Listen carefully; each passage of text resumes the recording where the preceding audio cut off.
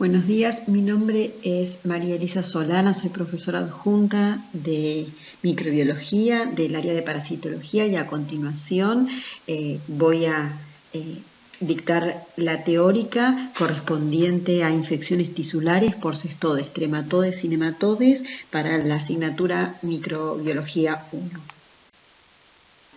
Los objetivos de la clase son conocer la importancia médica que tienen las infecciones tisulares producidas por helmintos. Vamos a tratar de comprender los mecanismos de transmisión a partir del análisis del ciclo biológico. Vamos a tratar de reconocer o intentar reconocer los diferentes estadios y estructuras del ciclo biológico del parásito. Vamos a relacionar las estructuras parasitarias con el desarrollo de la patogenia. Intentaremos identificar los principales órganos blancos de estos parásitos para poder interpretar la patogenia de estas parasitosis como consecuencia de mecanismos tanto de acción directa como de respuesta inmune y mecanismos de evasión. Estos helmintos tisulares entran dentro de la currícula de nuestra asignatura, ya que muchos de ellos son endémicos en nuestro país. Debemos entonces referirnos a 4 de ellos, en particular Trichinella spiralis, Toxocara, Echinococcus granulosus y Fasciola hepática. Algunos de ellos son endémicos en países fronterizos o de alta inmigración, como Taenia-Solium y Schistosoma manzoni. Y en particular, como su nombre lo indica, pueden parasitar tejidos o causar patología en diferentes órganos y tejidos como el músculo, el hígado, el ojo, el sistema nervioso central y el pulmón. Vamos a repasar entonces la clasificación de los helmintos, teniendo en cuenta que se clasifican según el aspecto de su cuerpo en platyhelmintos, que son gusanos achatados, que a su vez se dividen en cestodos, que son aplanados y segmentados. La división de su cuerpo está dada por la presencia de proglótidas o de segmentos, y los que no son segmentados, como son los trematodes. Otro grupo, que no son los gusanos o helmintos achatados, sino cilíndricos, corresponden al grupo de los nematodes. Todos ellos los vamos a ver en la clase de hoy. Entonces, como les decía, esta clasificación nos lleva a decir que los nematodes son gusanos cilíndricos que tienen sexos separados, y en la clase de hoy vamos a ver como ejemplo Trichinella spiralis y Toxocara. En cuanto a los cestodes, son individuos aplanados y segmentados como presentación de la forma de su cuerpo. Son hermafroditas, es decir, que cada uno de esos segmentos presentan aparato reproductor femenino y masculino. El ejemplo es Taenia y el ejemplo que vamos a ver hoy es Echinococcus granulosus. Y trematodeos son aquellos aplanados que no tienen el cuerpo dividido en segmentos, que pueden ser hermafroditas como la fasciola o de sexos separados como el esquistosoma que vamos a ver en la clase de hoy.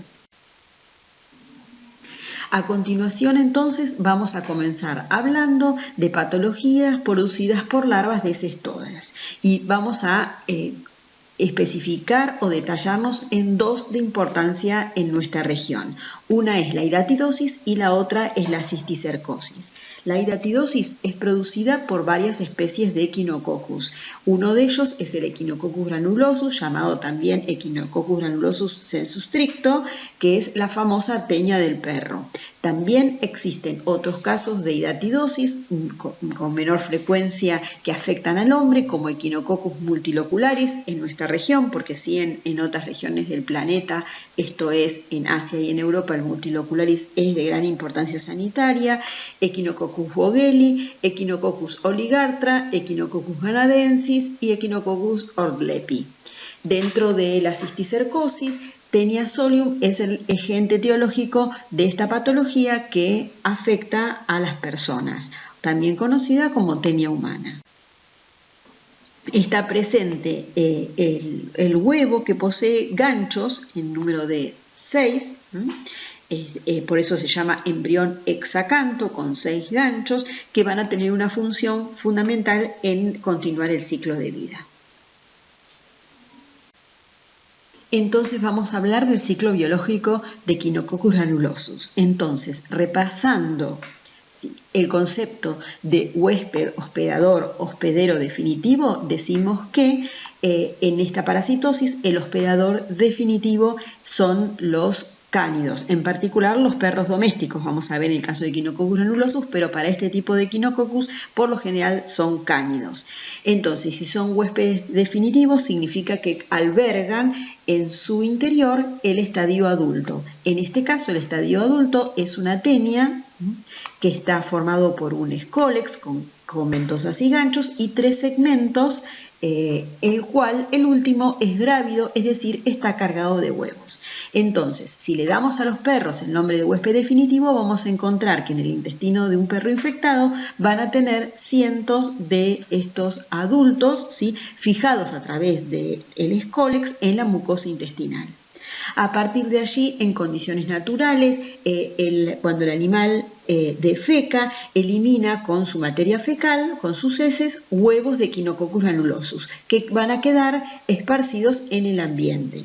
De tal manera que en condiciones naturales, en un ambiente fundamentalmente rural, donde se crían ovejas, donde se crían vacas, donde pueden existir también cerdos y en algunas regiones del planeta camellos, estos en sus condiciones de herbívoros o también de omnívoros como es el cerdo, ingieren los huevos que van a ingresar por vía oral y en estas condiciones estos huevos van a dejar en libertad el embrión hexacanto que va a atravesar el intestino y se va entonces a quedar retenido en las vísceras, fundamentalmente en el hígado, también puede ser en el pulmón, y allí comienzan el desarrollo del estadio larvario como todo ciclo biológico de un cestoide.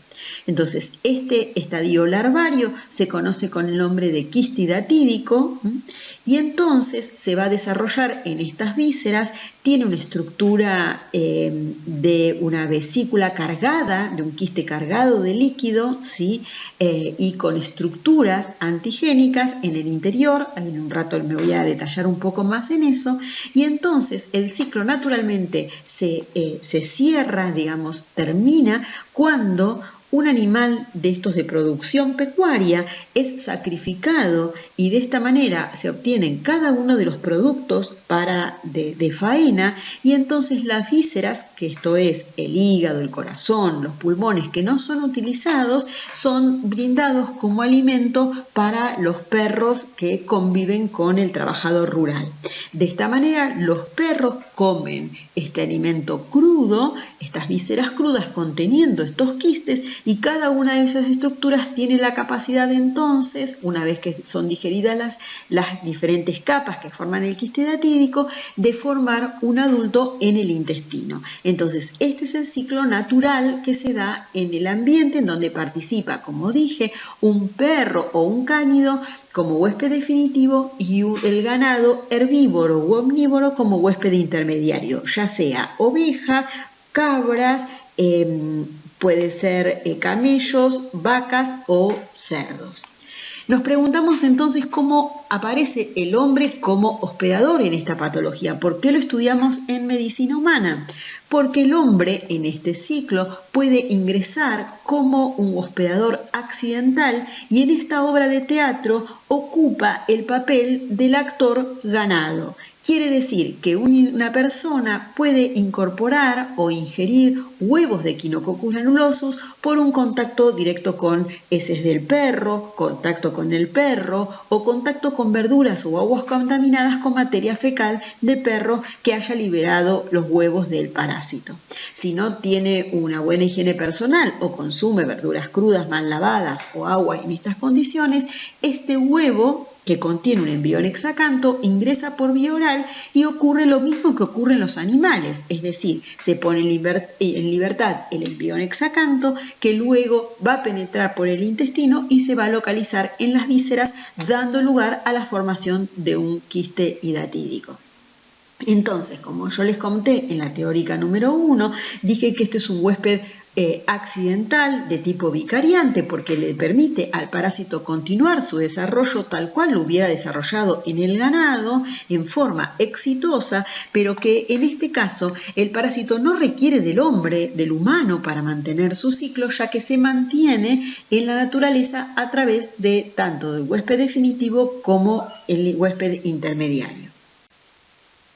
En esta tabla van a poder ver la distribución de especies de Echinococcus en América. Por supuesto que el más importante es Echinococcus granulosus porque se trata de una patología cosmopolita, pero que reviste especial importancia como especie endémica de la región, en donde, como les conté en el ciclo, el perro doméstico es el hospedador definitivo, pero también podría ser un cánido silvestre como los lobos u otros cánidos. Les conté que los hospedadores intermediarios pueden ser la vaca, las ovejas, el caballo, los camélidos, la cabra, algunos marsupiales y también el búfalo, y por supuesto se han descrito muchísimos casos humanos porque se trata de una patología de importancia sanitaria en nuestro país.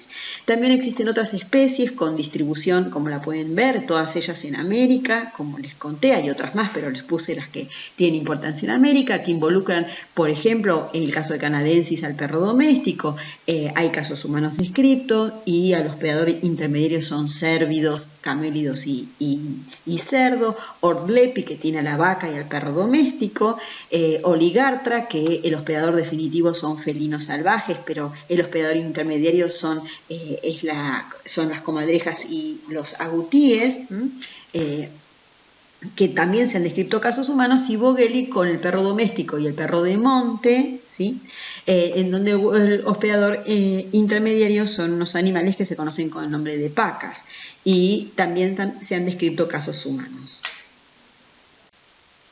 A partir de ahora me voy a referir exclusivamente a Echinococcus granulosus, que es el Echinococcus que reviste importancia sanitaria en nuestro país. Entonces acá les puedo mostrar cómo es el desarrollo del quiste hidatídico, es decir, el huevo que sale con la materia fecal del perro. Una vez que eclosiona en el estómago, se liberan sus capas o sus membranas y queda el embrión hexacanto, que con estos ganchos queda en libertad para comenzar, se transforma en este estadio que es una larva, se llama oncosfera, comienza a horadar el intestino y así puede llegar a la circulación, y por vía portal puede comenzar entonces por las venas mesentéricas, puede llegar entonces al hígado, en donde se localiza. A partir de allí, este embrión, esta larva oncosfera, comienza una serie de transformaciones en donde se inicia la llamada germinación, en donde se forman un complejo de capas muy especiales, con una de ellas es la capa germinativa que se ve en el interior. A partir de esta capa germinativa, que tiene una intensa actividad metabólica, se comienzan a formar las estructuras de la hidátide, que es el nombre que recibe entonces la larva de Echinococcus granulosus. Entonces ven en el interior que de esta larva, que es líquida, y por brotación se comienza a formar una capa de membrana germinativa, y cada una de esas estructuras que se llaman vesículas y protoescólices. Ahora se los voy a mostrar con mayor precisión. Entonces, esto es lo que se desarrolla en las vísceras del humano y también de los animales. Entonces, como les contaba, acá se puede ver que se forma esta membrana que se llama membrana germinativa, y a partir de esta membrana germinativa se forma por brotación las estructuras de la hidátide. Por fuera de esa membrana se encuentra la llamada membrana cuticular o membrana laminada, que tiene el aspecto realmente como no tiene células, es como de catáfila, como las membranas de una cebolla, están todas puestas en forma concéntrica, y le permite al interior del de la hidátide comunicarse con el exterior, esto es, poder absorber fundamentalmente algunas moléculas, ¿sí? Y por fuera de ella, de esta membrana cuticular, encontramos entonces la llamada membrana adventicia, que no es más que la respuesta inflamatoria del hospedador, que termina, como es una patología de evolución sumamente crónica, termina por fibrosarse, formarse colágeno, esta inflamación, y constituye una membrana o una capa que se llama membrana adventicia. Entonces, repito, esta hidátide o este quiste hidatídico está formado por una capa que es la membrana adventicia, que está aportada por la reacción inflamatoria y luego fibrosada o fibrótica del huésped, y un componente parasitario que es la hidátide. La hidátide presenta una membrana externa llamada membrana laminada o laminar o cuticular y una membrana germinativa a partir de la cual se forman las estructuras de la hidátide. En el interior de la hidátide hay líquido y en el líquido flotando podemos encontrar varias estructuras. Una de ellas es la llamada vesícula prolígera, que no es más que, como dice acá, que una extensión que se encuentra anclada a la membrana germinal y que tiene la capacidad de formar los llamados protoescólices, que, como lo ven acá, son estructuras microscópicas que tienen una coronita de ganchos, todo en el interior de esta vesícula prolígera. Esta vesícula prolígera puede quedarse anclada a la membrana germinal o prolígera, o puede quedarse flotando o nadando en el interior de la hidátide. A veces se rompe y quedan flotando en el interior de la hidátide los protoescólices que vemos acá. O si no, se pueden romper y pueden aparecer estos ganchos que formaron parte de los protoescólices. Cuando la hidátide o el quiste hidatídico es de larga data, se puede ver que en el interior de esta hidátide la llamada vesícula hija, que tiene absolutamente todos los componentes de la hidátide, es decir, membrana cuticular, que es la gris oscura, que vuelvo a decir carece de células, membrana germinal y adentro líquido con vesículas prolígeras y protoescólices. Entonces, esta vesícula, llamada vesícula hija porque es idéntica a la hidátide que le dio origen, es propia de quistes hidatídicos o de hidátides de larga data o viejos. Como les contaba, esta hidátide es una estructura que contiene líquido en el interior. La mayor cantidad o la mayor proporción es de agua. Como lo ven acá, el 98% está constituido por agua. Pero también vamos a encontrar lípidos, glucosa y proteínas, porque recuerden que un montón de proteínas o gran cantidad de proteínas son parte de la estructura de la hidátide, que son proteínas de secreción, porque todo esto es Echinococcus granulosus, es decir, es algo extraño para el hospedador. En esta gráfica, esto es un gráfico de cómo es una hidátide y esto es una fotografía en donde ven el aspecto laminar, ¿sí?, de la cuticular, por debajo la membrana adventicia y hacia adentro una pequeña hilera de una capa de células con mucha actividad metabólica que son capaces de generar estas pelotas que son las vesículas prolígeras que contienen muchos protoescólices. Todo esto macroscópicamente se conoce como arenilla hidatídica, es de todo lo que tiene el quiste hidatídico, porque anteriormente o previamente todos los quistes hidatídicos iban a cirugía, entonces se veía que el contenido que se lo volcaba en cualquier recipiente era no solo líquido sino también particulado. Entonces macroscópicamente se podía ver que había vesículas hijas en aquellos quistes que eran viejos, pero si ese líquido lo ponían debajo del microscopio podían encontrar escólices, ganchos sueltos y vesículas prolígeras. Todo eso constituye la llamada arenilla hidatídica. Entonces, fíjense que el crecimiento de la hidátide es sumamente lento. el 30% de los casos crecen de a 1 a 5 milímetros por año, el 43% crece de 6 a 15 milímetros por año y solo un 10% crece de 30 a 160 milímetros por año. Estoy hablando de 15 centímetros por año. Entonces, esta es la evolución, cómo va evolucionando, lo vemos en esta fotografía de microscopía electrónica, y esto es patológicamente cómo a partir del huevo comienza a desarrollarse la oncósfera, la hidátide unilocular, y luego comienza la formación de este quiste hidatídico. Con el tiempo, y a veces también con el desarrollo o con la terapia antiparasitaria, este quiste comienza a perder viabilidad, se degenera, se empieza a ver que se carga de líquido, se colapsa y en los quistes inactivos, que son los quistes viejos, se termina por calcificar. ¿Cuál es la localización del quiste hidatídico? Como ven, y las cifras lo muestran acá, el 67 al 89% de los casos, este quiste es de localización hepática, en donde se puede ver acá, ¿sí?, quistes en una tomografía de abdomen. Siempre el quiste es único, en una primoinfección. Lo que ocurre es que en situaciones particulares ese quiste se puede romper y entonces diseminar en forma contigua o a distancia el contenido de la hidátide y formar nuevos quistes hidatídicos. En una primoinfección también en el pulmón aparece el 10 al 15% de los casos, y es lo que están viendo acá.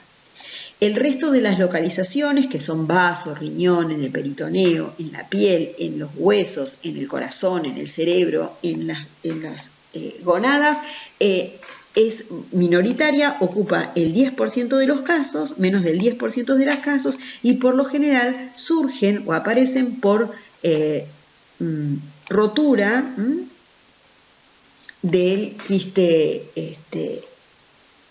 por trauma del quiste primario. En este caso acá hay una leyenda que dice que en el hueso, como el quiste no tiene capacidad de crecer y de expandirse, no posee adventicia, no hay reacción, como recuerdan, reacción inflamatoria. Entonces solamente vamos a encontrar que el quiste tiene presentación cuticular y membrana prolígera o germinativa y todos los componentes internos.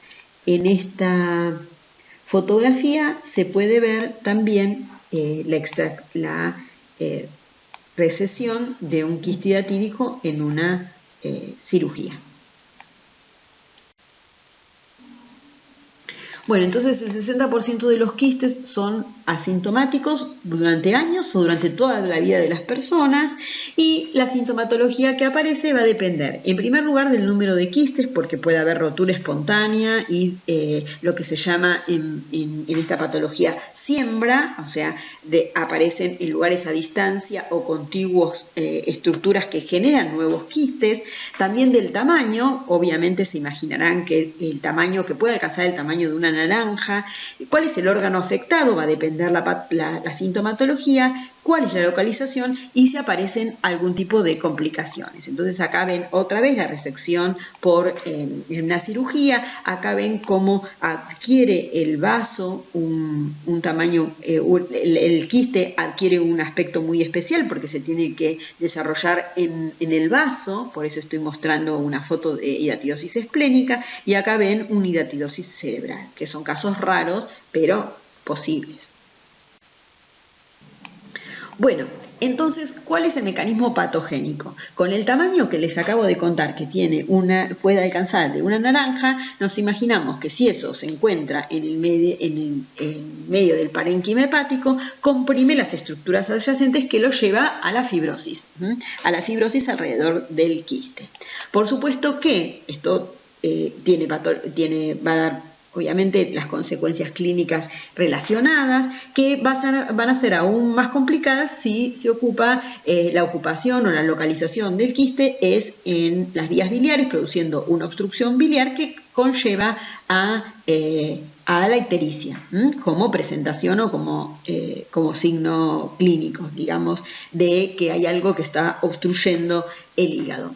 Y por último, también puede ser que haya obstrucción, de acuerdo a su localización, de la vena hepática. Por lo tanto, el paciente va a tener hipertensión portal con todo lo que esto significa, con la gravedad que conlleva tener hipertensión portal y conducir a una cirrosis. Entonces, lo que queda claro es que lo más frecuente como acción mecánica patogénica del quiste hidatídico es la compresión de las estructuras que lo rodean, es decir, las estructuras adyacentes. Pero además de eso, que tiene su gravedad, como lo acabo de describir, existe la posibilidad de que el quiste pierda su integridad y que se rompa. Entonces, a partir de allí, este quiste puede producir la llamada hidatidosis secundaria, que no es más que la siembra de estructuras del quiste hidatídico y el desarrollo de nuevos quistes en localizaciones distantes o adyacentes. Entonces, además, tenemos la consecuencia de que es desconocida a dónde se va a diseminar estas estructuras, puede tener cualquier localización, como les mencioné anteriormente, o puede romperse el peritoneo, dando lugar a una ruptura intraperitoneal con la gravedad que esto conlleva. Pero no solamente es un tema desde el infectológico, en el cual el quiste se disemina y puede originar nuevos quistes, sino que además existe una patogenia secundaria a una respuesta inmunológica. ¿Por qué menciono esto? Porque mientras el quiste está íntegro y posee pequeñas efracciones, ¿sí?, o pequeñas, como si fuera una bombita de carnaval, pequeñas pinchaduras por el cual va saliendo el contenido del quiste hidatídico, que no es más que líquido. Pero ese líquido yo les conté que era sumamente antigénico. Entonces, pequeñas efracciones o pequeñas filtraciones de ese quiste conducen a la salida de líquido o de líquido hidatídico, y ese líquido hidatídico es sumamente antigénico, y por su composición se forman fundamentalmente, además de anticuerpos de naturaleza o de isotipo IgE, que, como sabes, presentan receptores de alta afinidad en los mastocitos, ¿sí? Entonces, durante el curso de la infección existe producción constante de anticuerpos, fundamentalmente anticuerpos IgG, que servirán en todo caso para el diagnóstico, pero también inmunoglobulina E, y esa inmunoglobulina E queda anclada en los mastocitos o células cebadas. ¿Qué pasa si se rompe un quiste hidatídico como que acabo de mencionar?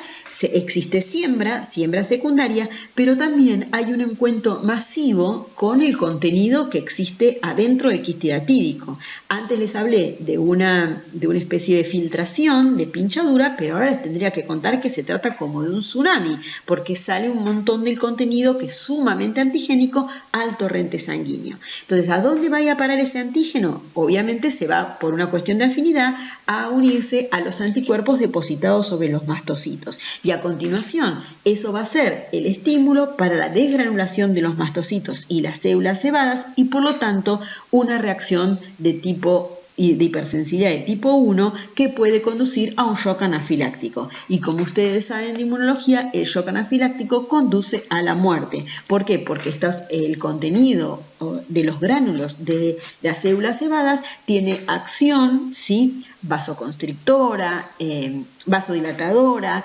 tiene capacidad para comprimir los músculos, ¿sí?, tienen actividad sobre los vasos y por tanto puede conducir a la muerte del paciente.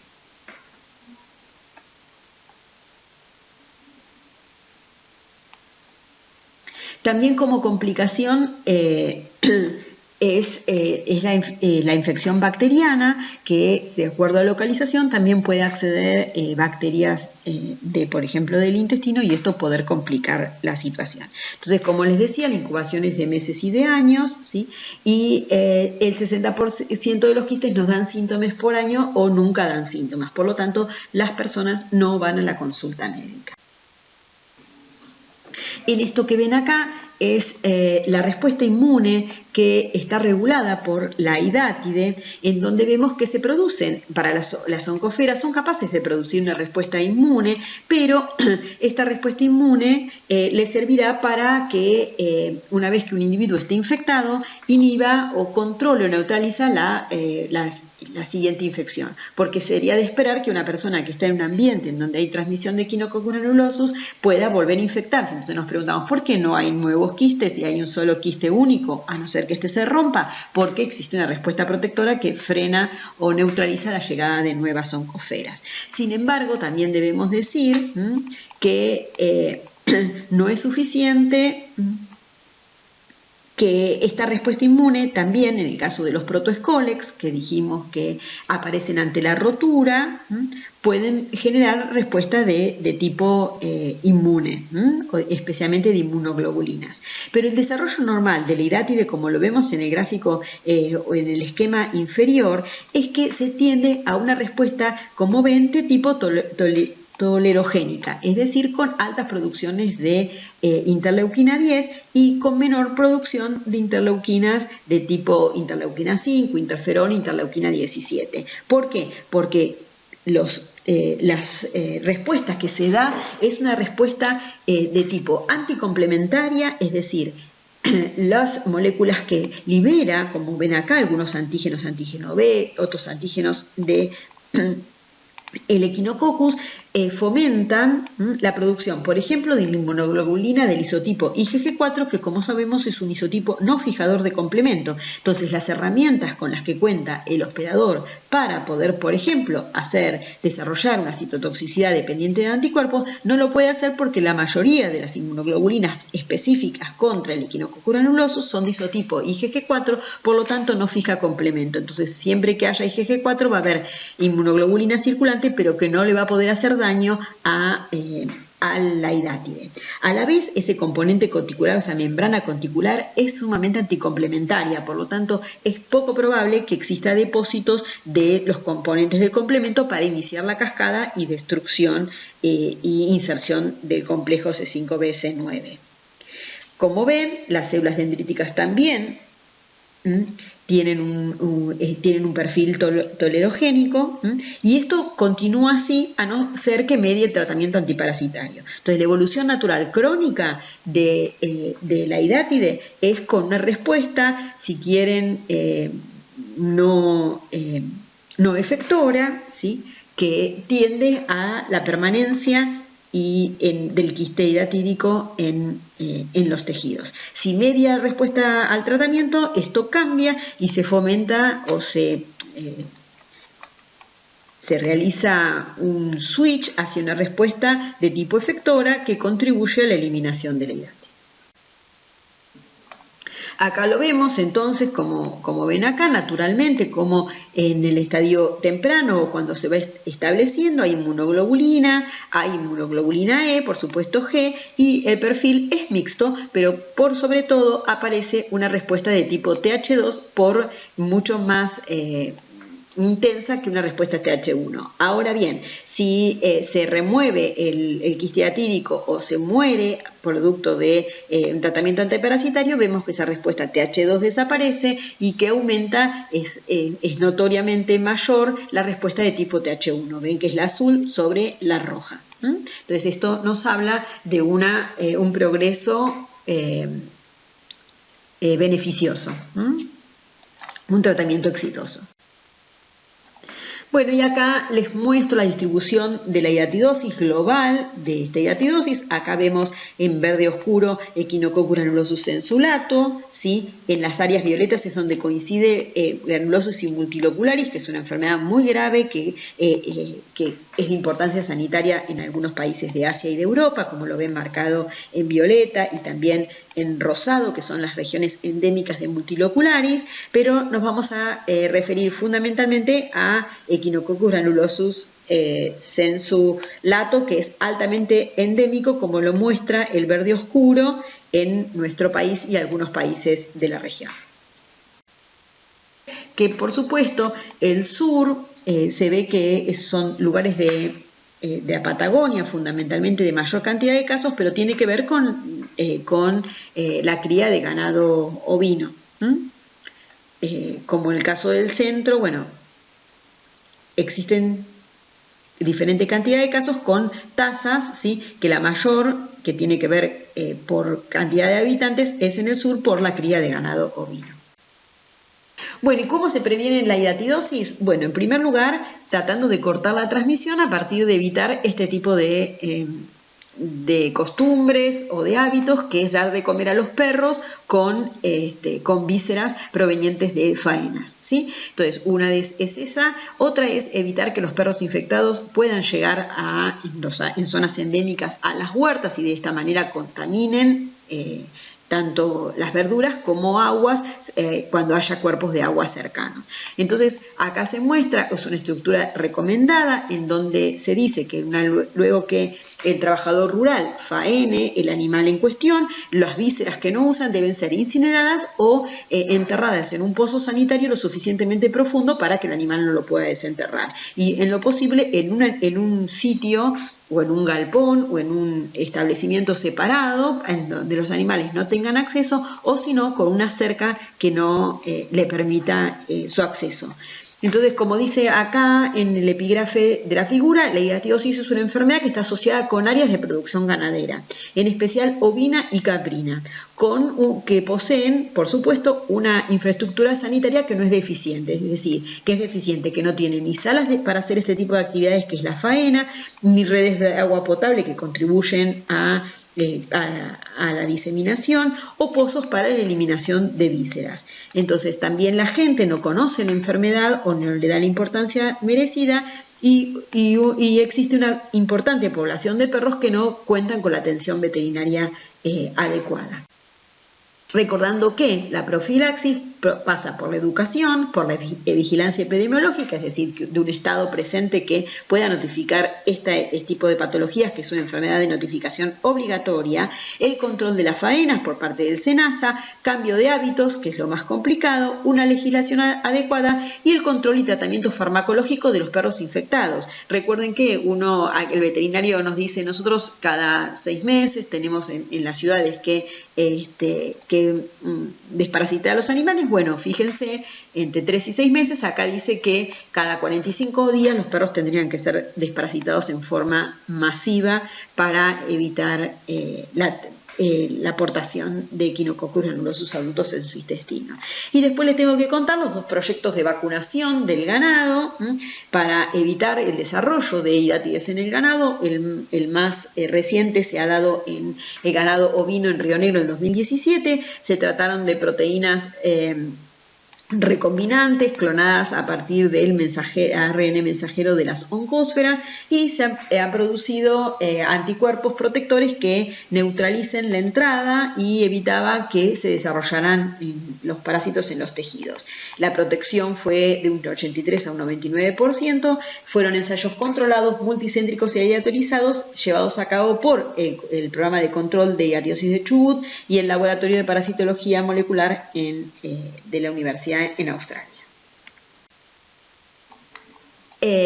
Sí, pero de no ser así, y existe un consumo familiar de ellos, estos cisticercos, si son consumidos por carne, por personas, mediante carnes insuficientemente cocidas o mediante chacinados, van a dar lugar, el cisticerco, al desarrollo de una tenia adulta de los 5 metros que nosotros ya estuvimos hablando en el seminario número 1, en el seminario número 5. Esta tenia solium, vuelvo a decir, infecta a una persona susceptible con su escólex, su cuerpo y liberando proglótides. Bien, pero ¿qué pasa si esta persona no tiene una buena higiene personal y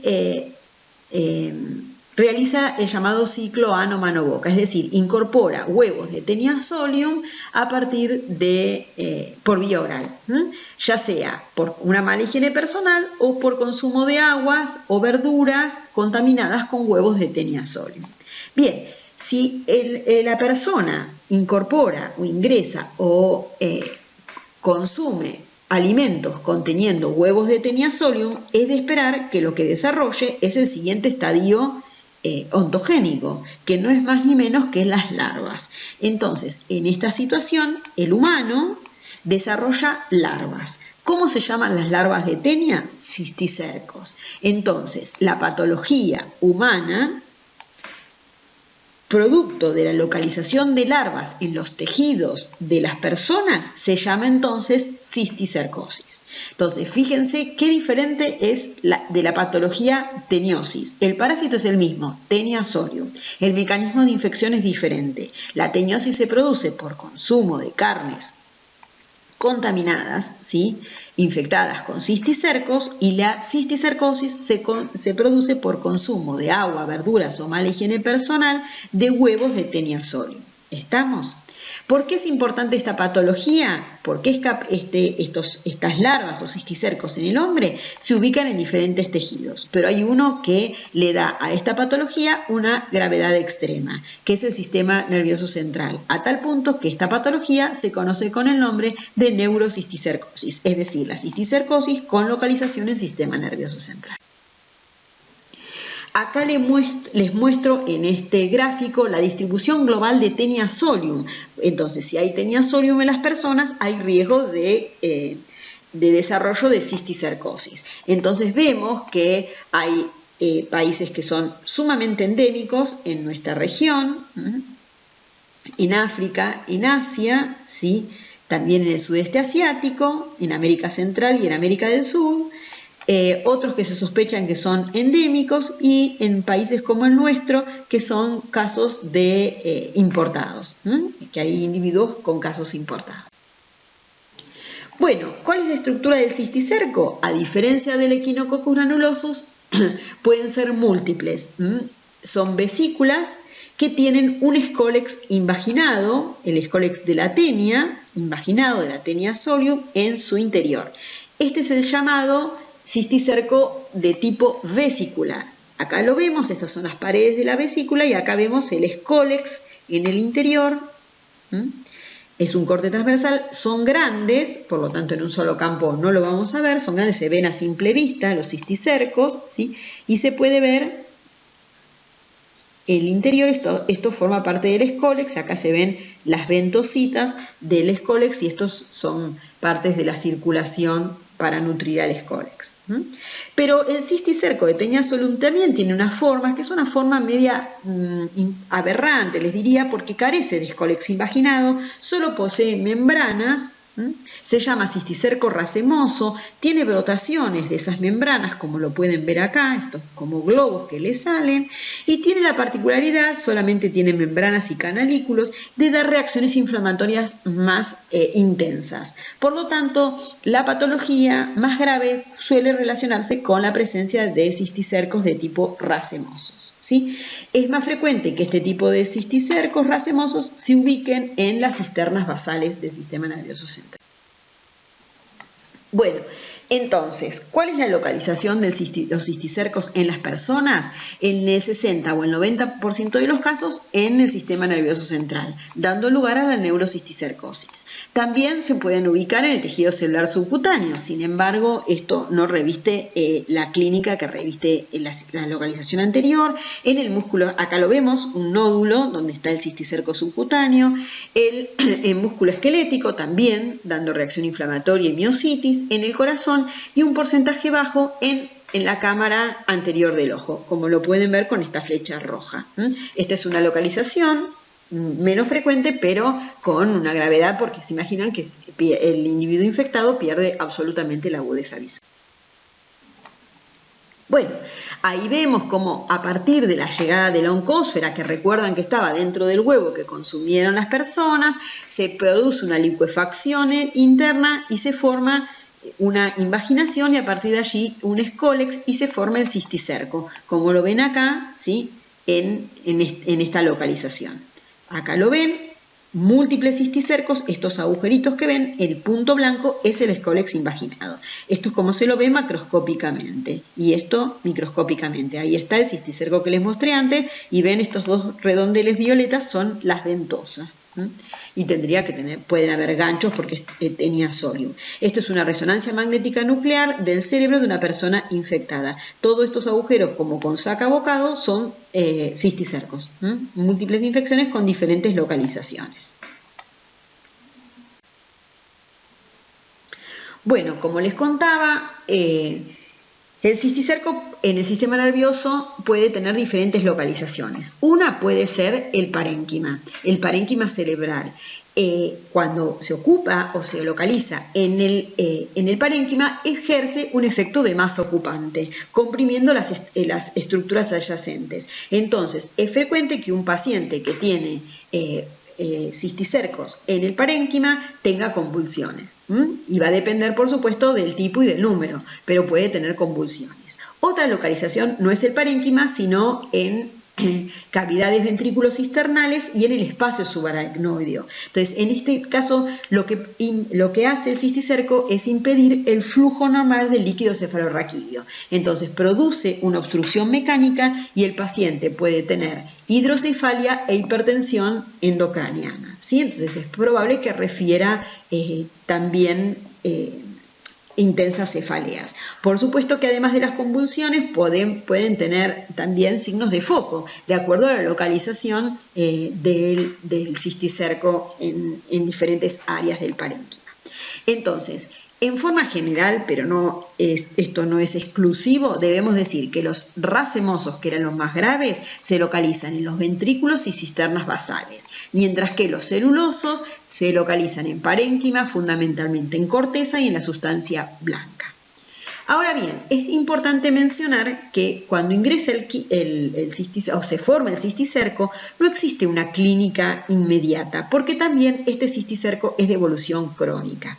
Una vez que empieza a morir, y esto es intrínseco del cisticerco, comienza la reacción inflamatoria, y que cuando comienza esa reacción inflamatoria producto de la degeneración del cisticerco, comienza la clínica. Entonces comienza esta inflamación y la inflamación es la que conduce a la clínica. Entonces es sospechoso un paciente que es joven, que tiene una salud normal, que comience con situaciones, episodios convulsivos de adulto, porque las patologías neurológicas comienzan en temprana edad.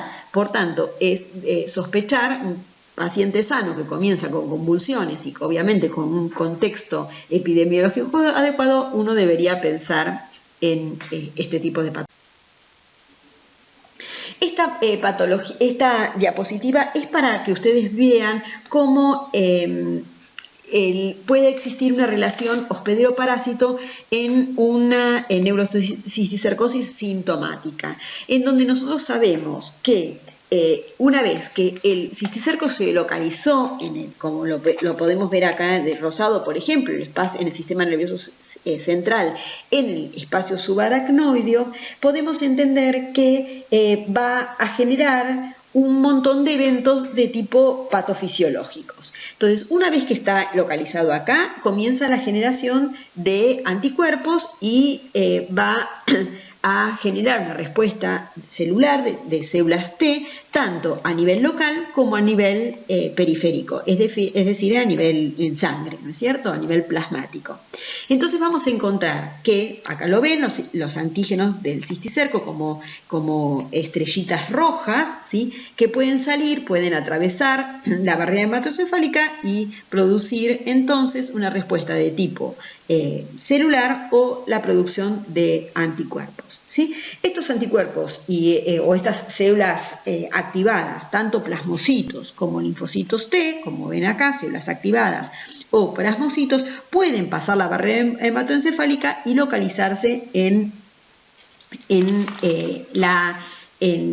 el compartimento del sistema nervioso central.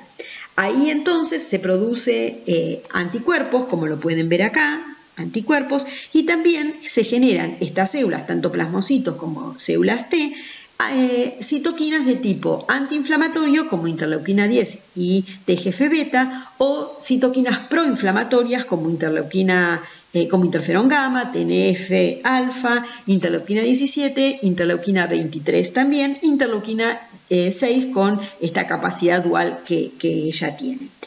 Esta situación hace que también los componentes del sistema, esto es la microglía, se encuentre activada y exista proliferación de los astrocitos que conducen fundamentalmente ahora sí a la producción de interleuquina 6, que va a tener un impacto directo sobre la fisiología de las gonadas. Entonces se ha comprobado que pacientes infectados lo que hacen es tener una menor, en el caso de los varones, una menor producción de testosteronas y de estrógenos, ¿sí? Y también en el caso de las mujeres de estrógenos y de progesterona, lo que conduce a una disminución de la dihidroepiandrosterona y de la androstenodiona. Entonces, este es un claro ejemplo de cómo una infección produce una alteración en un microambiente muy particular, que es el inmunológico, y cómo se relaciona con la fisiología, tanto nerviosa como endocrina. En esta patología, como lo ven también acá, se pueden producir respuesta reguladora a partir de la producción de linfocitos T de tipo reguladores, como se lo ve acá, en donde son los productores de citoquinas antiinflamatorias. Mientras haya regulación, la cronicidad está asegurada.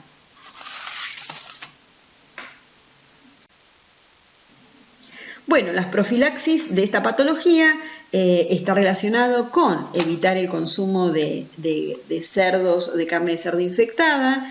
Hay países en donde se vende esta carne en estas condiciones más baratas, entonces la gente piensa que se puede comprar esto y hervirlo y de esta manera la carne se vuelve segura, y a veces la cocción es ineficiente y estos quistes siguen manteniendo viabilidad.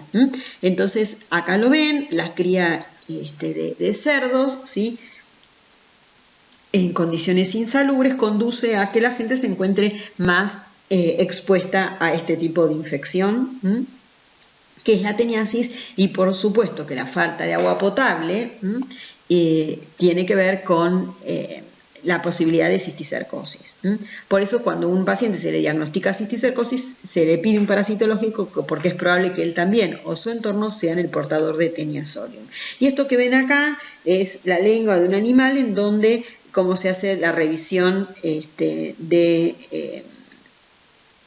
veterinaria para ver en la lengua la presencia de cisticercos. En el caso de que positivo, ese animal es decomisado.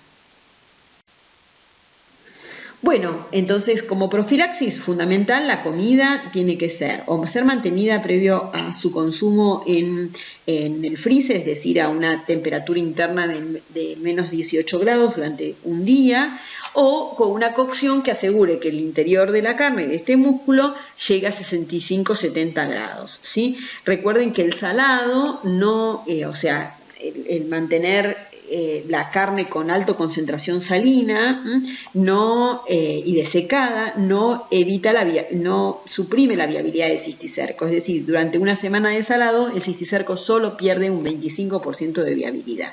Entonces, para esto, más allá de la comida en forma personal, para evitar la teniosis y por ende contraer una cisticercosis, es fundamental el control del fecalismo humano a través del lavado de manos al manipular los alimentos, el lavado de verduras y frutas y una buena higiene personal. Bueno, a continuación entonces seguiremos hablando de los palatelmintos, pero de los helmintos que no son segmentados, es decir, de los trematodes. Son helmintos adultos aplanados dorsoventralmente, que carecen de un tubo digestivo completo, que tiene una cutícula, una cubierta espinosa que lo rodea, que tiene un tegumento de tipo sincicial, es decir, con un montón de núcleos, con un sincisio, sin separación celular.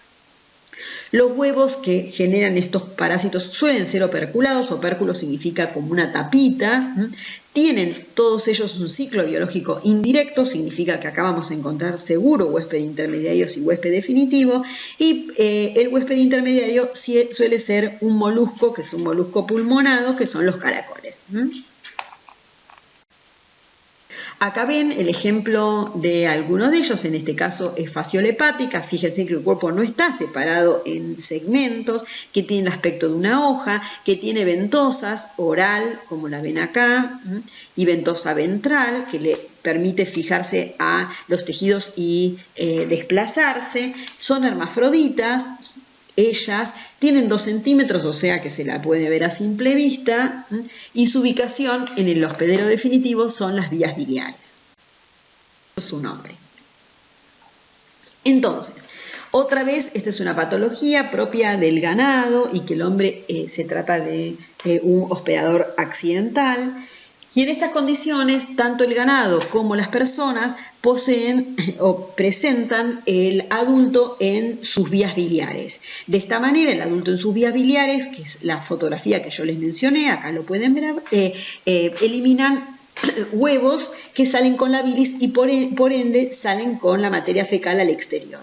Estos huevos permanecen viables, tienen una tapita y cuando se encuentran en un cuerpo de agua, esa tapita se abre como un cofre y deja en libertad una larva que se moviliza, es una larva microscópica que tiene cilias, por tanto se desplaza hasta encontrarse con su huésped intermediario adecuado, que es un caracol de agua dulce. Entonces, como les conté en la primera teórica, acá hay una serie de señales de señales quimiotáctiles para que exista un encuentro estocástico una alta probabilidad de encuentro entre el caracol y la larva. Cuando ingresa en el caracol, en los tejidos del caracol, que no me voy a poner a detallar, se transforma primero en una bolsa llena de embriones que se llama esporoquiste, sufre una transformación a redia, que es otra bolsa, otra larva de fasciola hepática que se desarrolla en el caracol y que contiene también estructuras internas, y a partir de esta redia se genera en su interior cercarias, que es un estadio larvario que tiene una colita en el extremo posterior y que por sus características abandona el caracol. Esta cola le ayuda a nadar en el cuerpo de agua y finalmente cuando alcanza la orilla de esta laguna, de este arroyo, se enquista en la vegetación. Se enquista dentro de los tejidos vegetales, por ende el ganado herbívoro, por eso están las ovejas y está las vacas, lo ingieren y reanudan el ciclo biológico. ¿Está? En el caso de los humanos pasa exactamente lo mismo, nada más que solamente está relacionado con el consumo de verduras o de vegetales que crecen en las márgenes de los arroyos. Y en el caso de los humanos se trata solamente de lo único que consumimos y que crece a las márgenes del agua, es una verdura que se conoce con el nombre de berro, con el cual se comen ensaladas, porque el berro es una verdura que ahora no tiene tanto marketing porque se lo ganó la rúcula y la radicheta, pero antes se comía muchísima rúcula, es una verdura que se consume como ensalada exclusivamente y que son entonces, pueden estar infectadas por cercarias, esto se llama metacercarias de fasciola hepática, y la manera de recolección, más allá de que ahora hay mecanismos de hidroponía, etcétera, etcétera, era la recolección en cuerpos de agua naturales. Bueno, acá está con las fotos el miracidio, cómo ingresa en el caracol. Es un caracol muy pequeño, ¿sí? Acá esto que ven abajo justamente es el berro. Es un caracol muy pequeño en el cual se desarrolla, les decía, los esporoquistes y las redias, y de allí salen las cercarias, que ven que tiene la ventosita con esta cola, se llama leptocercaria, y luego cuando toca el vegetal ingresa y se enquista, y de esta manera cuando es consumido por el huésped definitivo, de allí sale una larva que termina odistoma, que culmina en los tejidos, fundamentalmente las vías biliares, como adultos. Y estos son los adultos que, por ser hermafroditas, ponen huevos que salen con los líquidos biliares, con la bilis.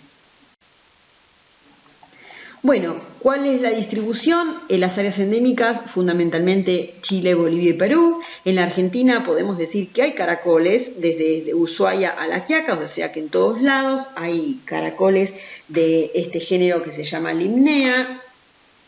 y que es responsable, es el huésped intermediario, no hay otro caracol que pueda alojar este parásito, y que afecta fundamentalmente la producción pecuaria. Si bien es una enfermedad que afecta a los humanos, le importa y le interesa muchísimo al productor ganadero, porque el ganado no tiene el rinde que debe tener debido a la presencia de este parásito en sus vías biliares. El aumento de los casos es en el verano, y en el caso de los humanos la transmisión más frecuente es a través del consumo de berro, que es lo que ven acá, y en segundo lugar ingesta de dientes de león, que es esta planta tan común con las florcitas amarillas que, si ven en el canal Gourmet, se lo promueve como también para consumo de ensaladas. En tercer lugar es la ingesta de agua que contenga accidentalmente metacercana. Bueno, entonces acá vemos el ciclo de fasciola hepática, y vamos a relatar los mecanismos patogénicos, teniendo en cuenta que lo primero que acontece es que una vez que ingresa la metacercaria, esta se desenquista en el duodeno, atraviesa la pared intestinal y por vía peritoneal es capaz de alcanzar la cápsula de Gleason, es decir, por estas ventosas que le permiten su traslado, llega a la cápsula de Gleason, es decir, el recubrimiento hepático, y a partir de allí atraviesan el parénquima hepático hasta localizar un ducto, es decir, una vía biliar, y allí es donde se diferencia a estadio adulto. Entonces, esa larva, que se llama distoma, produce una acción irritativa, lesiona el parénquima, porque estos parásitos producen un alto nivel de proteasas para poder, más allá de trasladarse con la ventosa, para ir pudiendo digerir los tejidos, destruir los tejidos y poder localizarse en su sitio definitivo, que son las vías biliares. Entonces, el distoma joven, es decir, la larva, produce la lesión del parénquima hepático a partir de una acción irritativa y de la secreción de proteasas, pero una vez que se localiza en los canalículos biliares, tiene la capacidad de sintetizar gran cantidad de prolina, lo que fomenta por parte de los tejidos la síntesis de colágenos de tipo 1 y tipo 3. Entonces se produce una intensa fibrosis, una hiperplasia de las vías biliares, como lo pueden ver, todo este recubrimiento de color lila alrededor de este distoma. Esto que ven acá es un ducto biliar que contiene un corte transversal de un adulto de fasciola hepática, y vean la intensa reacción fibrótica que tiene la vía biliar. Esto produce obstrucción y por ende la patología biliar asociada, con fenómenos de colestasis, etc. Bueno, nos toca entonces hablar, teniendo en cuenta esta enfermedad, que seguramente la fasciolosis hay más de lo que conocemos, es una parasitosis muy subregistrada, pero que debemos tener en cuenta porque la epidemiología puede ser frecuente en nuestro país. Nos toca hablar de esquistosoma manzoni. En la Argentina no existe casos de esquistosomiasis, pero sí constituye una enfermedad de importancia en salud pública en países limítrofes como puede ser Brasil. Esquistosoma manzoni también es un trematode, pero a diferencia de fasciola, posee dimorfismo sexual, es decir, por un lado hay machos y por el otro lado hay hembras. Y esto que ven acá es un macho con las dos ventosas y tiene como una hendidura en su región ventral, porque se llama esta hendidura se llama canal ginecofórico, y es donde aloja a la hembra para copularla. Entonces, recuerdo, esquistosoma manzoni, a diferencia de fasciola, tiene estadios adultos, tienen dimorfismo sexual. El macho, lo ven acá, aloja a la hembra en el canal ginecofórico. Y la localización de los adultos, macho y hembra, es en las vénulas mesentéricas inferiores.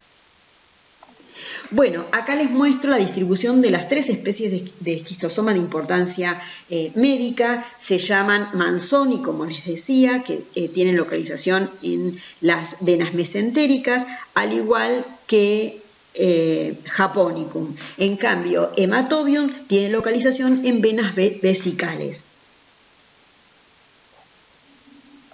Hematobium tiene localización o produce localización en venas de la vejiga. Bueno, el número de personas con riesgo de infectarse en el mundo es de 700 millones y puede dar una patología muy grave. Esta patología, a diferencia de la fasciolosis, se transmite de manera percutánea, es decir, que el parásito ingresa por la piel. En esta diapositiva se puede ver el ciclo biológico de Schistosoma manzoni. Debemos recordar que Schistosoma manzoni es un parásito que se encuentra tanto machos como hembras, porque es un parásito dimórfico, en las venas mesentéricas. A partir de la copulación, la hembra abandona el macho, que se encontraba ubicada en el canal ginecofórico, y se dirige hacia el intestino a depositar los huevos. Estos huevos tienen un impacto sobre la respuesta inmune, de tal manera que se fomentan o se promueven eventos angiogénicos y otros cambios en el microambiente intestinal que favorecerían la salida del huevo a la luz intestinal. Esto ocurre en, diríamos, el 20 al 50% de los huevos depositados por la hembra. El resto queda retenido en el intestino o bien es llevado con la circulación portal hacia el hígado. En el caso de los que salen por el intestino, son vehiculizados al exterior con la materia fecal, y en el caso que encuentren un cuerpo de agua, van a desenquistarse, o mejor dicho, eclosionar, y van a dejar en libertad una larva que se conoce con el nombre de miracidio, que como en el caso de Fasciola tiene cilias y que tiene la finalidad de encontrarse con su huésped intermediario, que es un caracol del género Bionfalaria. En el interior de la Bionfalaria, el parásito se desarrolla a nuevos estadios larvarios, dando lugar a dos generaciones de un estadio que se llama esporoquiste, que se multiplica por reproducción asexual. Una vez completado el desarrollo del interior de los esporoquistes, se forman cercarias que abandonan el caracol y, gracias a que tiene la cola bifurcada, también conocidas como el nombre de furcocercaria, nadan activamente hasta encontrar la piel de una persona en el cual pueda ingresar activamente. Recordemos que el único hospedador definitivo de esta parasitosis es el humano, por lo tanto no constituye una zoonosis, ya que no tiene otros huéspedes en la naturaleza. Esta furcocercaria ingresa activamente por la piel, pierde la cola y en la circulación se transforma en esquistosómula. Esta esquistosómula finalmente, luego de realizar un ciclo de migración sistémica, se culmina su desarrollo como parásito adulto en las venas mesentéricas. Y así se completa el ciclo de Schistosoma manzoni. Vean en el extremo inferior de la pantalla que se ven los huevos de las diferentes especies de esquistosoma, teniendo en cuenta que Schistosoma manzoni se lo distingue por la presencia de una espícula lateral.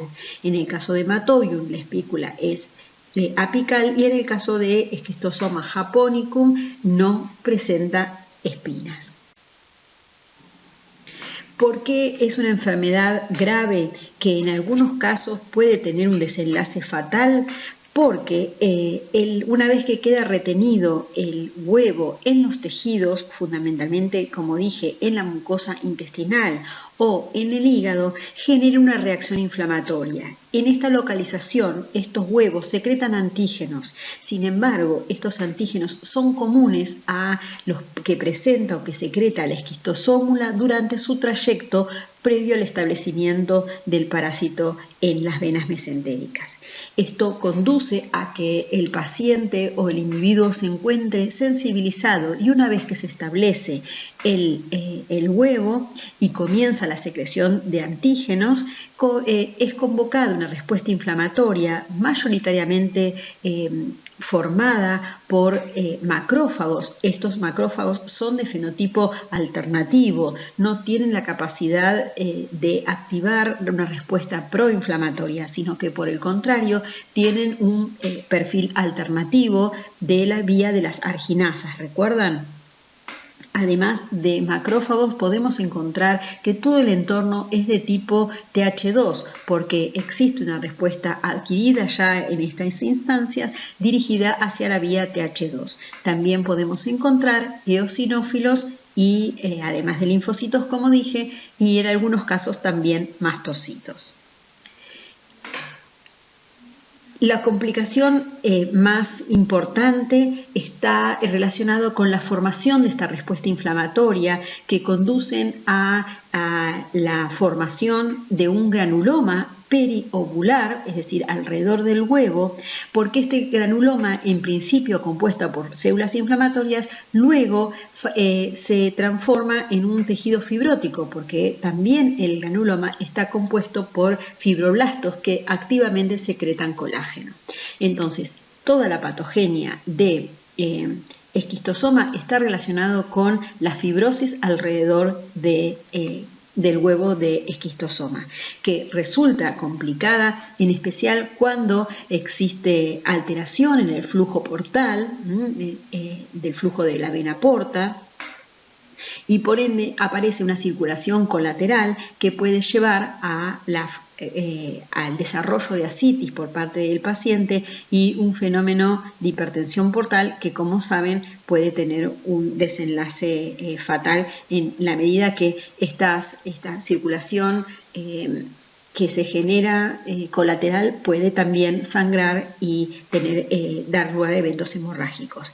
Esta disfunción o fibrosis del hígado conduce a que el hígado tenga una etiología o un perfil necrótico en el cual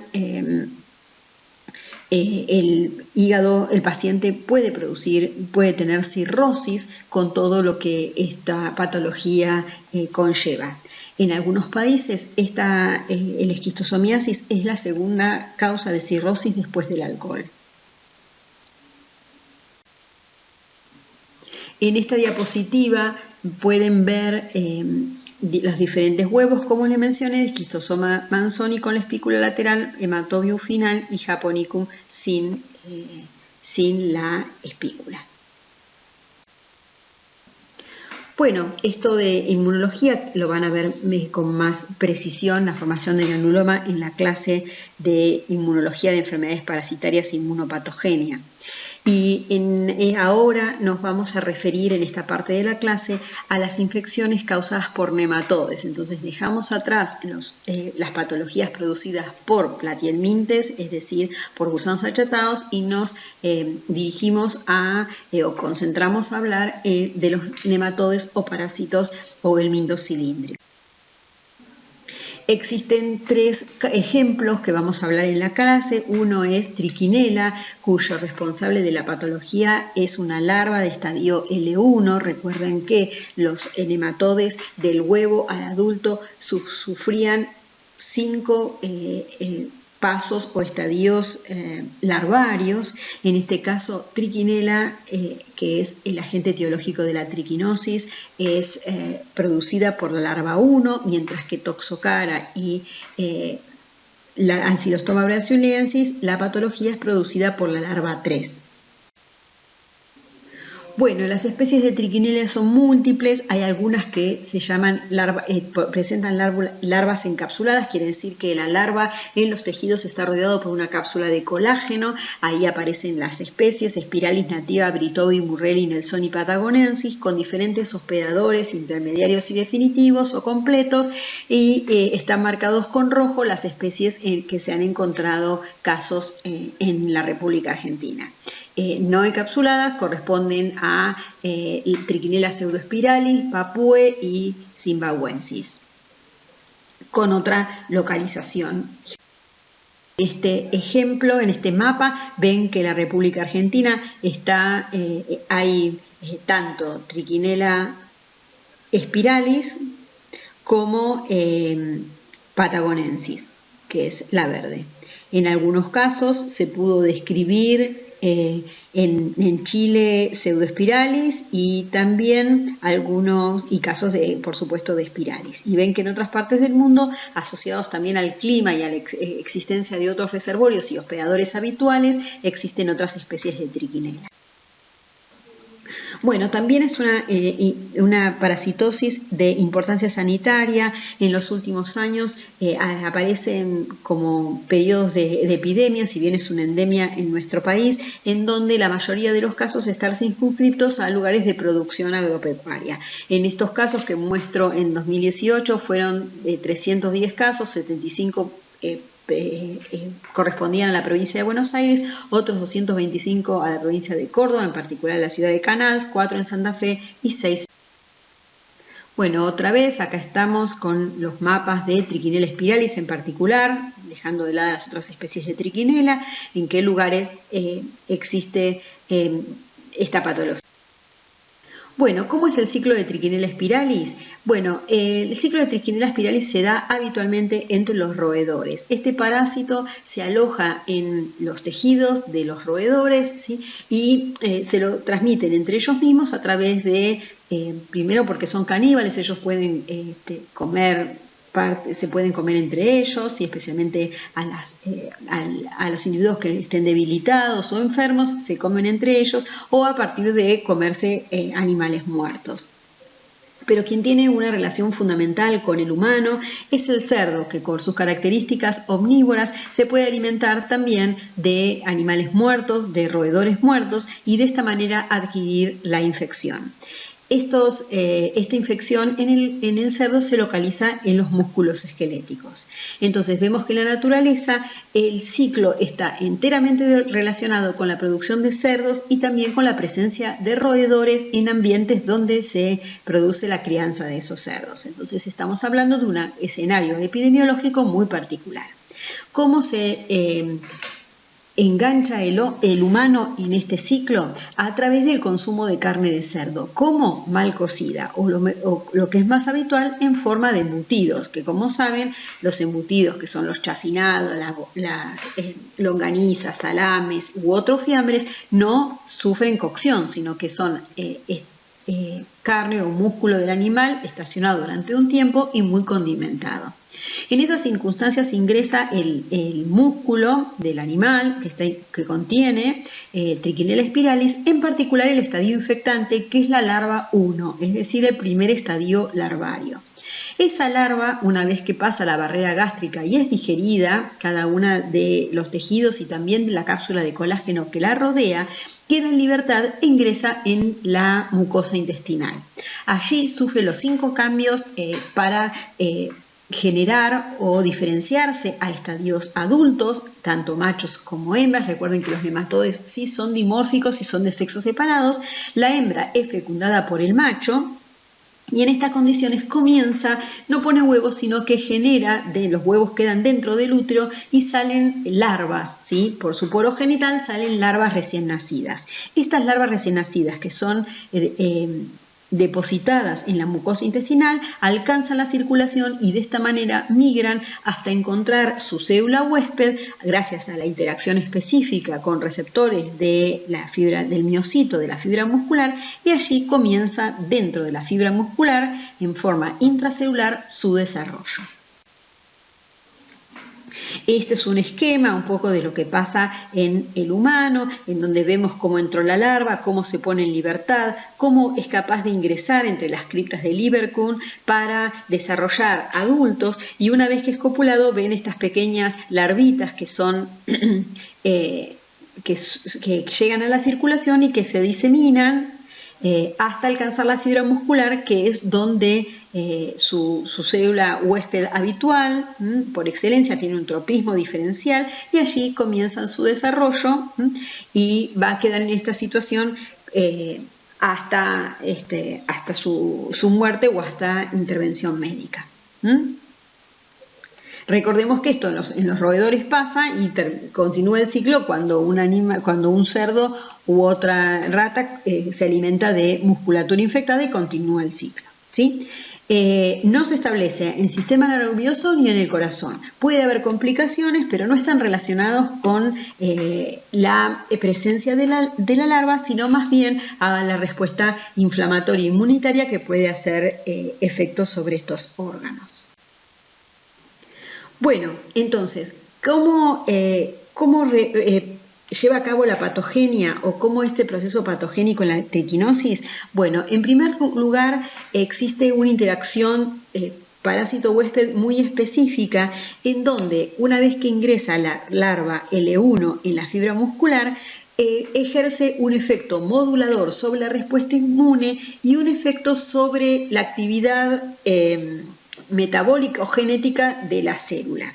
Recuerden que la célula muscular es una célula multicelular, ¿no es cierto? Entonces, los núcleos más próximos a la presencia de la larva, que obviamente es microscópica, se ven afectados porque la larva, a través de su presencia en el citoplasma, libera antígenos de secreción que hacen impacto directamente sobre la transcripción del ADN y por tanto pueden cambiar un poco su funcionamiento y su fenotipo. De esto se encargan unas proteínas glicosiladas que tienen un azúcar que es particular, que es propio de la triquinela, que se llama tibelosa. Ahí aparecen un montón de antígenos que algunos de ellos generan una respuesta inmune protectora, es decir, desencadenan respuesta humoral que es protectora, otros tienen acción diagnóstica y otros producen la activación de mastocitos en el intestino, al cual me voy a referir inmediatamente. Entonces, la triquinela produce una modificación en las células enteroepiteliales, ya que son organismos grandes, de un porte importante, por lo tanto, su espacio es más que una célula epitelial, por tanto, provoca alteraciones llevando a la transformación o a la formación de un silicio en el epitelio intestinal. Entonces, lo primero que hace es invadir la mucosa intestinal, se diferencia a los siguientes estadios larvarios 2, 3, 4 y 5 y luego a adultos. En esa situación ya el epitelio se halla ciertamente alterado y se forma un sincicio enteroepitelial. Esto obviamente provoca una reacción inflamatoria que se visualiza desde el punto de vista clínico a través de dolor abdominal y de diarrea, producto de una inflamación o enteritis inducido por los diferentes estadios de triquinela. Pero la triquinela no permanece, especialmente en los adultos, en forma crónica en el intestino, porque estos antígenos que libera la triquinela tienen impacto directo, ¿sí?, sobre los mastocitos. No requiere de la presencia de la inmunoglobulina E, como yo había contado para el caso de la hidatidosis, sino que tienen acción directa sobre el mastocito, produciendo entonces la activación de la vía TH2, y por tanto la activación de estos mastocitos que liberan sus gránulos o sus mediadores proinflamatorios que llevan a la enteropatía o que tienen blanco directamente sobre el intestino y más profundamente sobre la musculatura, generando aumento del peristatismo y la eliminación intestinal del parásito. Entonces vemos cómo inmunológicamente el intestino reacciona para sacarse de encima a los adultos una vez que la hembra ya haya copulado. Por eso no persisten los adultos más en el intestino, porque la reacción inmunológica ayuda a su eliminación por la materia fecal. Todos estos cambios inflamatorios en el intestino conducen a un daño en el intestino y por tanto a una enteropatía. Pero lo que más caracteriza a los individuos infectados con triquinosis sin duda corresponde a la migración parenteral y a la localización muscular de la triquinela. Es probable que si uno hace una anamnesis adecuada de ellos van a referir a algún episodio diarreico o de enteritis previo a la instalación de los síntomas que voy a mencionar. Entonces, a medida que van migrando por la sangre, estas larvas además van cambiando sus antígenos, va cambiando su cutícula, es decir, la cubierta que los recubre todo su cuerpo, y además eliminan antígenos de excreción y secreción. Estos tienen una acción de tipo sensibilizadora y son capaces de generar una respuesta de hipersensibilidad de tipo 1, lo que conduce a fenómenos alérgicos, con fundamentalmente la migración de eosinófilos que descargan sus contenidos. Recuerden que el eosinófilo es la célula efectora inmune que tiene el sistema inmune de las personas para poder contener el desarrollo o la movilidad de una larva, ya porque su tamaño no puede ser fagocitada. Entonces requerimos de los eosinófilos para su destrucción en forma directa o bien mediado por anticuerpos.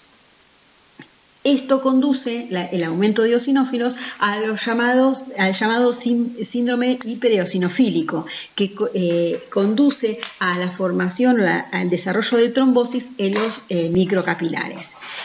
Durante esta migración, además de los eosinófilos, que es la característica distintiva, se liberan gran cantidad de pirógenos, entre ellos TNF-alfa e interleuquina 6.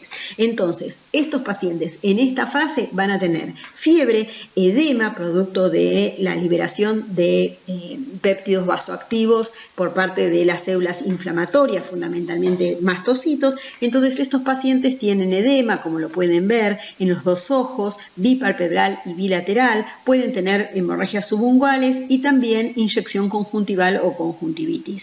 Todo esto está asociado a la presencia de eosinófilos, es decir, que si uno le hace un hemograma a estos pacientes va a encontrar que la serie de eosinófilos está francamente aumentada.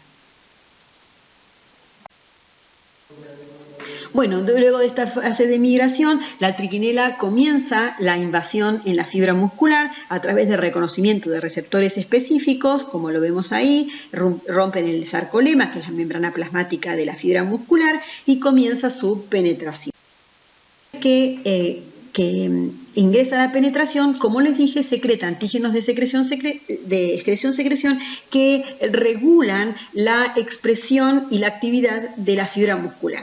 En primer lugar, estas fibras musculares sufren la llamada transformación basofílica, que es la destrucción, en primer lugar, del aparato contráctil. Entonces, la porción contigua de la célula muscular contigua a la larva ya no tiene capacidad de contraerse. Por el otro lado, se puede ver que en los núcleos próximos a la larva se encuentran lesionados o modificados, donde están desplazados y aumenta el tamaño del núcleo, lo que da indicio de una intensa actividad nuclear. Prolifera el retículo endoplasmático liso, el Golgi, y aumenta los ribosomas, dando señal de una intensa actividad sintética. Aumenta el tamaño de mitocondrias, por lo tanto se pareciera esta parte de la fibra muscular una fábrica que está trabajando en función de este capataz que es la triquinela, y se ve un aumento en los niveles de ADN y ARN. ¿Para qué? Bueno, fundamentalmente a partir del día 7 postinfección, estas proteínas parasitarias hacen blanco en el núcleo del miocito, y el ARN mensajero comienza la síntesis de colágenos tipo 4 y 6. Estos colágenos van a formar la llamada cápsula, que está compuesta por colágeno, laminina, proteoglicanos y fibronectina. Entonces, en este paso, la triquinela está tratando de buscar un habitáculo, una casa en donde va a persistir hasta la posibilidad de encontrarse con un futuro huésped. Todo parece como muy adaptado a la triquinela, consiguió su casa, pero ahora necesita conseguir alimento y sacar sus productos de excreción. En tiempos de confinamiento o de aislamiento como estamos sufriendo, esto gráficamente está retratado o fotografiado en nuestros días. Entonces, ¿qué es lo que hace la triquinela para asegurarse el alimento? Necesita que le lleguen a través de la circulación sanguínea nutrientes para su metabolismo. Estamos hablando de un helminto. Entonces, a partir del día 8 postinfección se produce un evento hipóxico inicial que conduce, es la señal para que los genes que codifican para este factor de crecimiento, fundamentalmente del endotelio vascular, empiece su síntesis y se produzca los fenómenos de angiogénesis, es decir, la formación de sinusoides sanguíneos que le va a permitir a la triquinela en esta situación tener un mayor intercambio de anabolitos, de catabolitos y proteínas de excreción-secreción. Entonces, hasta ahora la triquinela modificó a sus expensas la porción de fibra muscular más cercana a su localización, teniendo un lugar de abrigo, un alojamiento, y ahora se consiguió a través de la modulación de la angiogénesis la llegada de nutrientes y la eliminación de sus residuos. En la diapositiva entonces resumimos los eventos. En primer lugar, la pérdida de proteínas musculares. En segundo lugar, la división nuclear activa y la hipertrofia de la célula muscular. En tercer lugar, el daño mitocondrial y la vacuolización y la síntesis de colágeno tipo 4 y 6. Por último, la síntesis de mensajero del factor de crecimiento de endotelio vascular, su síntesis, y por el otro lado empieza a secretar la tibelosa o antígenos tibelosados que conducen a la respuesta inflamatoria. Naturalmente, entonces, la larva, ahora que está encapsulada, sufre procesos de calcificación pasado meses o años. Entonces, si bien lo vamos a ver en micro 2, ahora que la larva está en esta localización y libera antígenos de excreción situado en esta localización, que es una localización de transformación que le damos el nombre de célula nodriza, toda esta unidad anatomofisiológica que les acabo de mencionar se conoce con el nombre de célula nodriza o célula NERS. Haciendo alusión a la nurse de enfermera de los niños recién nacidos. Lo que quiero remarcar es que en esta localización la triquinela libera antígenos de excreción-secreción y es convocada a respuesta inflamatoria. Entonces, con esta consecuencia de alrededor de la larva de triquinela, la localización de células inflamatorias conduce al dolor que sufren estos pacientes, llamados mialgias, por consecuencia o a consecuencia de la miositis o inflamación que se generan en estos músculos por acción directa de la larva de triquinela. Como lo pueden ver, pueden llegar al hígado, al sistema nervioso, y con una localización que es bastante frecuente como hallazgo es la localización ocular. Entonces se puede dar en estos individuos, en niños que empiezan a perder agudeza visual, y existe siempre el antecedente de convivencia con animales domésticos, obviamente que no tienen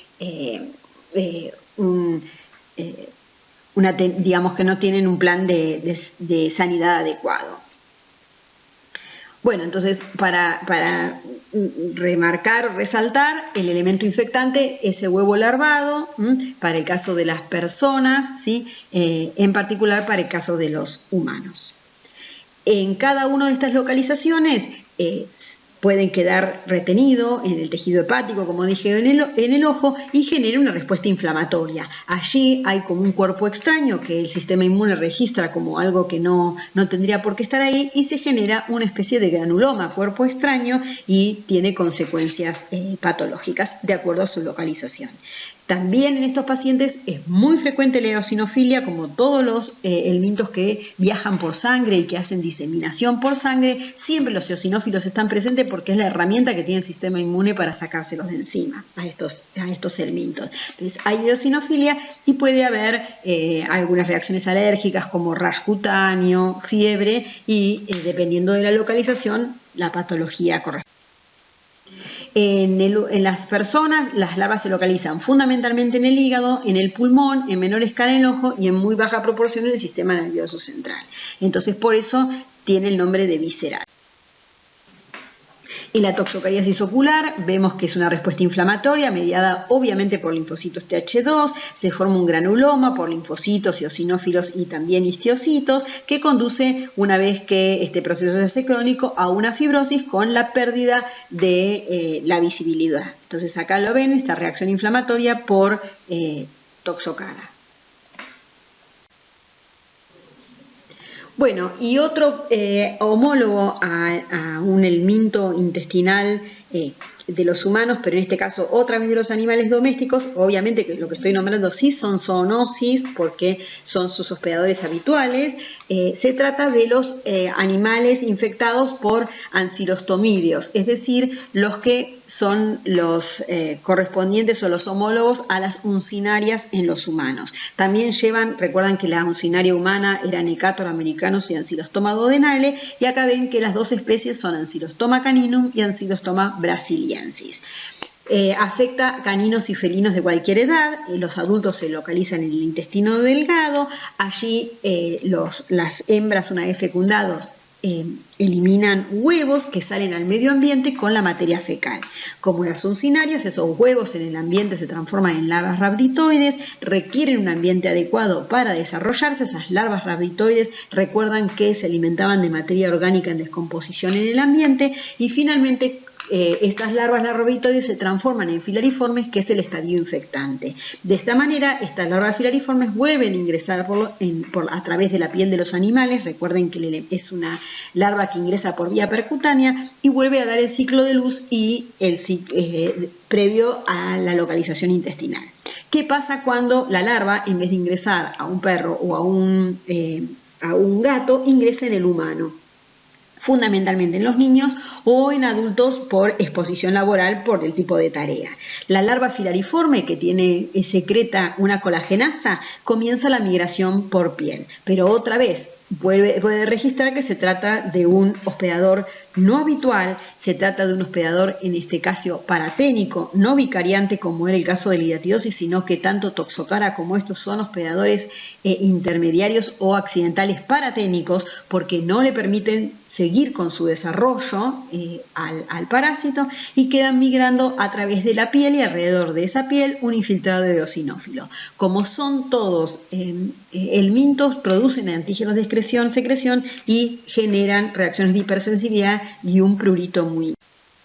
Entonces lo que vemos acá es la larva migrans cutánea, ¿sí?, que son estos trayectos serpinginosos en forma como de caminitos, como de serpientes, que muestran el traslado de la larva porque no puede pasar la membrana basal de la piel, porque se trata, en el caso de los humanos, de un huésped no habitual, que además no le permite continuar con su desarrollo. Mientras tiene esta localización, entonces produce esta patología. Entonces, en modo de resumen y conclusiones, hay muchos platelmintos y nematodes que tienen la capacidad para invadir y producir lesiones en tejidos sólidos o en las vísceras.